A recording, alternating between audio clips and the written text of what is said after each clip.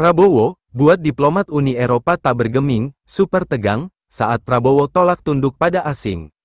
Prabowo Subianto, yang berstatus sebagai presiden terpilih, kali ini benar-benar menunjukkan sikap kesatria, yang menepati janji untuk melanjutkan hilirisasi.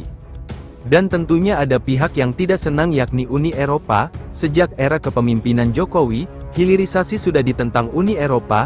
Indonesia akhirnya dikalahkan Uni Eropa dalam sebuah sengketa di WTO.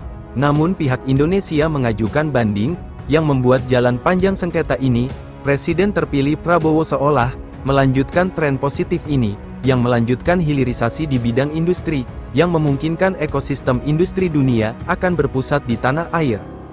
Presiden terpilih Prabowo Subianto bicara belak-belakan mengenai sikapnya terhadap Uni Eropa yang bersengketa dengan Indonesia dalam beberapa kasus. Ia mengingatkan dunia saat ini telah berubah, dan Barat tidak lagi memegang kendali. Prabowo menyampaikan pandangan itu saat sesi tanya-jawab usai pidato mengenai arah politik luar negerinya.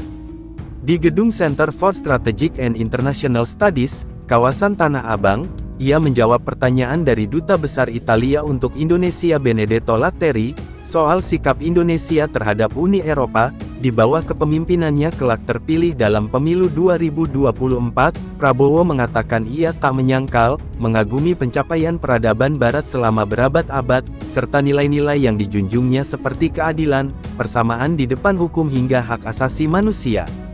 Namun dia khawatir Barat menerapkan standar yang berbeda, yang menjadi kekhawatiran negara-negara berkembang. Anda akan tetap kuat, tetap kaya, tapi seperti Pak Hasan Wirajuda katakan, "There is a shift in the world," kata Prabowo, menjawab pertanyaan itu dalam bahasa Inggris.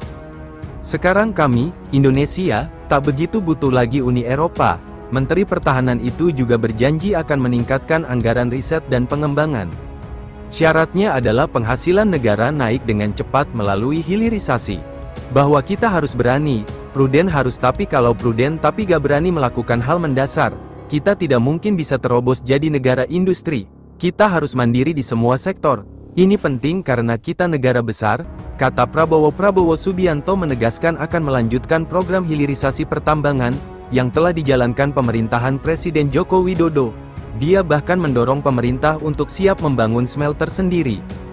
Hal tersebut diungkapkan dalam acara Sarasehan 100 Ekonom, yang digelar bersama CNBC Indonesia. Prabowo menuturkan kebijakan Jokowi untuk mendorong hilirisasi sudah tepat dan wajib dilanjutkan. Menurutnya, tidak ada alasan program tersebut dihentikan. Hilirisasi merupakan proyek kebanggaan Jokowi. Pemerintahan Jokowi kerap membanggakan hilirisasi, karena mampu menciptakan nilai tambah yang berlimpah. Nilai ekspor dari hilirisasi nikel misalnya pada 2022 mencapai 33,81 miliar dolar atau 504,2 triliun. Lalu banyak yang berspekulasi karena saat menjadi capres saja, Prabowo belak-belakan soal hilirisasi ini. Tentunya intelijen asing tak mau hal ini terjadi. Dan banyak pengamat politik internasional berpendapat, berkuasanya Jenderal Bintang 4 tersebut di Indonesia, akan semakin memperumit situasi Eropa, yang menentang hilirisasi. Patut kita nantikan sepak terjang politik Prabowo usai dilantik nanti.